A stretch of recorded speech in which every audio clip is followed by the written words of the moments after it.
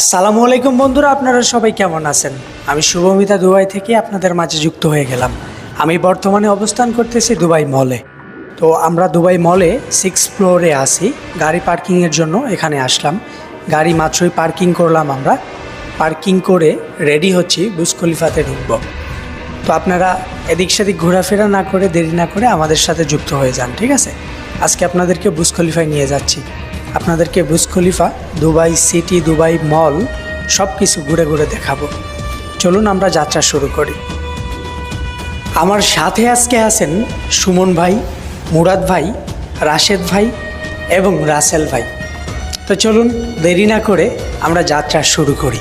আজকে আপনাদেরকে wow wow পরিবেশে নিয়ে যাব ইনশাআল্লাহ।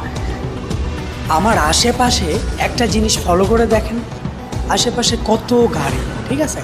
এগুলো প্রত্যেকটা এক একটা ফ্লোর। আমাদের দেশে মানুষ থাকার জন্য এরকম বিল্ডিং কিন্তু সচরাচর নাই অ্যাভেলেবল, কিন্তু এই দেশে গাড়ি রাখার জন্য এরকম শত শত ফ্লোর করে রাখছে শুধু গাড়ি পার্কিংয়ের জন্য। তবুও গাড়ি পার্কিংয়ের জায়গাই হয় না এই দেশে, এত গাড়ি হচ্ছে, হিউজ পরিমাণে গাড়ি। তো চলুন আমরা সিঁড়ি দিয়ে যদি যাই আমাদের অনেক সময় লাগবে, আমরা সামনে গিয়ে লিফট ব্যবহার করব। চলুন যাইতে থাকি। আমরা বর্তমানে লিফটের মধ্যে আছি, আমাদের যাইতে হাইস্ট কি গেলে 2 মিনিটের মধ্যে সময় লাগবে।